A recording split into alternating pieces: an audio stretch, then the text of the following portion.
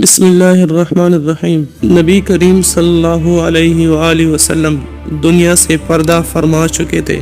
مدینے پر اداسی چھائی ہوئی تھی، لیکن اسلام کا مشن ابھی مکمل نہ ہوا تھا۔ عرب کے کونے کونے میں ارتداد کی آندیاں چلنے لگی، جھوٹے نبی اٹھنے لگے، اور انہی میں سب سے خطرناک مسلمہ کذاب تھا۔ وہ یمامہ کے علاقے میں اپنے کو نبوت کا دعوے دار کہتا، لوگوں کو گمراہ کرتا اور ایک زہر کی طرح اسلام کی جسم میں پھیل رہا تھا۔ اس نے لشکر تیار کیا، دھوکہ، جادو، جھوٹ، سب ٹرک استعمال کیے، لیکن اس کا مقابلہ کرنے والا کوئی نہ تھا۔ یہ وقت تھا فیصلے کا۔ خلیفہ اول حضرت ابو بکر صدیق رضی اللہ تعالیٰ عنہ نے فیصلہ کیا کہ اسلام کی دشمن کو صرف باتوں سے نہیں، تلوار سے جواب دیا جائے گا۔ انہوں نے سپہ سالاری سونپی اس مرد مجاہد کو جس نے نبی کریم صلی اللہ علیہ وسلم نے سیف اللہ کہا تھا۔ جی ہاں، حضرت خالد بن ولید رضی اللہ تعالیٰ عنہ، وہی خالد جن کے ہاتھوں شکست کبھی نہ ہوئی، وہی خالد جن کی تلوار اسلام کا پرچم بلند کرتی تھی، اور اب وہ جا رہے تھے قرآن کی دفاع کے لیے۔ ساتھ میں وہ مجاہدین جن کے دل قرآن سے بھرے تھے،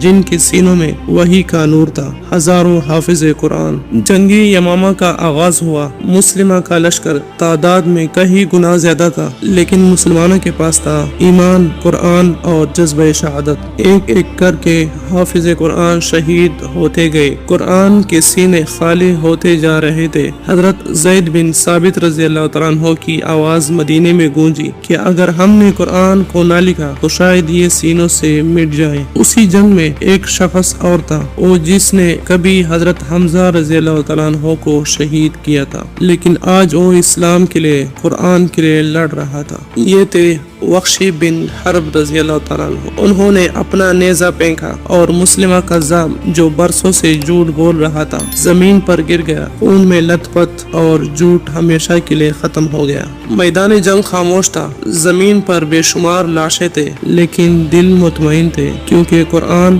بچ گیا تھا، اسلام بچ گیا تھا، اور یہ سب ان شہیدوں کی قربانی تھی جنہوں نے اپنی سینے قرآن کے لیے پیش کر دے۔ حضرت عمر فاروق رضی اللہ تعالیٰ عنہ نے حضرت ابوبکر صدیق رضی اللہ تعالیٰ عنہ کو قائل کیا، اور حضرت زید بن ثابت رضی اللہ تعالیٰ عنہ کو ذمہ داری دی گئی۔ پہلی بار قرآن لکھا گیا، جمع کیا گیا، اور قیامت کے لیے محفوظ کر دیا گیا۔ یہ قرآن جو آج ہمارے گھروں میں ہے، اس کے پیچھے یمامہ کے شہیدوں کا خون ہے، ان کا اثار، ان کا جذبہ، ان کا عشق۔ جنگ یمامہ صرف ایک جنگ نہیں تھی، یہ قرآن کی بقا، یہ ایمان کے قافلے کی حفاظت۔ آج جب تم قرآن کھولتے ہو تو یاد رکھنا، اس ایک ایک لفظ کے پیچھے کسی حافظ کی شہادت ہے، کسی ماں کی دعا اور کسی مجاہد کی لہو۔ قرآن بچا تھا اور یمامہ رہتی دنیا تک یاد رکھا جائے گا۔ وما علینا الا البلاغ۔